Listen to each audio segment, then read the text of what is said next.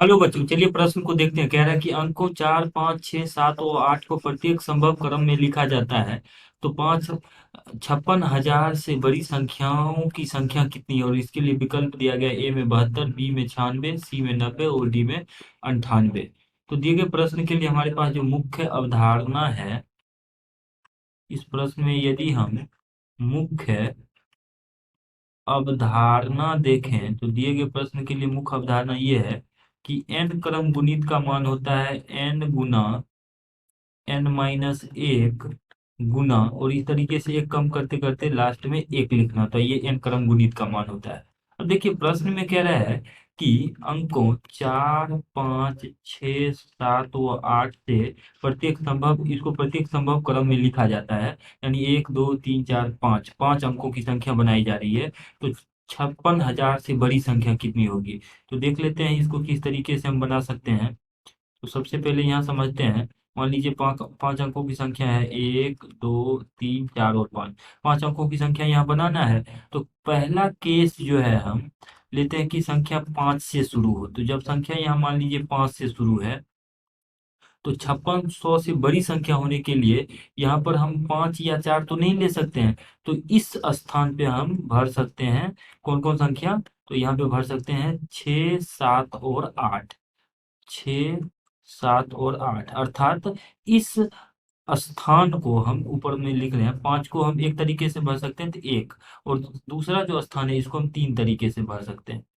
और बाकी जो 3 जगह है और दो दो संख्या तो यहाँ पे हो चुका है, बचे 3 संख्या है। तो 3 संख्याओं को 3 जगह पे भरने का तरीका आ जाएगा 3 का क्रम गुणित। तो कुल जो यहाँ पे प्राप्त संख्या होगी जब 5 से शुरू हो रहा है, तो प्रथम स्थान को भरने का एक तरीका, द्वितीय स्थान को भरने का 3 तरीका, गुना 3 बचे संख्या को 3 जगह पे रखने का जो तरीका है वो 3 क्रम गुणित, तो गुना में 3 क्रम गुणित। इसका मान आ जाएगा हमारे पास बराबर 1 गुना 3 क्रम गुणित को लिख लेंगे 3 गुना 2 गुना 1। तो इसको गुना करके लिख लेते हैं तो यह आ जाएगा 3 गुना 3 9, 9 गुना 2 18। तो 18 आ रहा है जब हम संख्या को 5 से शुरू करते हैं। तो दूसरा स्थिति क्या हो सकता है, उसको केस 2 बना लेते हैं। दूसरा स्थिति ये हो सकता है कि मान लीजिए संख्या जो है 6 से, मतलब 5 से बड़ी संख्या से शुरू हो रही हो, तब भी ये 56,000 से बड़ी हो जाएगी। तो 1, 2, 3, 4 और 5 पांच अंकों की संख्या हम यहाँ भर रहे हैं। तो मान लीजिए ये जो प्रथम स्थान है, यहाँ पे 5, 4 के अलावे कौन कौन संख्या हो सकती है? जब संख्या 5 से शुरू नहीं होगी, 6, 7 या 8 से शुरू हो, तो 6, 7 या 8 से तीनों में से एक संख्या इसमें हम भर लेंगे। तो प्रथम स्थान को भरने का एक तरीका, और कोई एक संख्या जब भरा जाएगा 6, 7 या 8, तो उस स्थिति में इधर किसी भी क्रम में लिखेंगे इन संख्याओं को, तो वो स्वतः 56,000 से बड़ी हो जाएगी। तो बचे मान लीजिए इसमें 6, 7, 8 में से कोई एक संख्या भरा गया है, तो बचे हुए 4 संख्याओं को यहाँ पे 4 जगह पे रखने का तरीका 4 क्रम गुणित।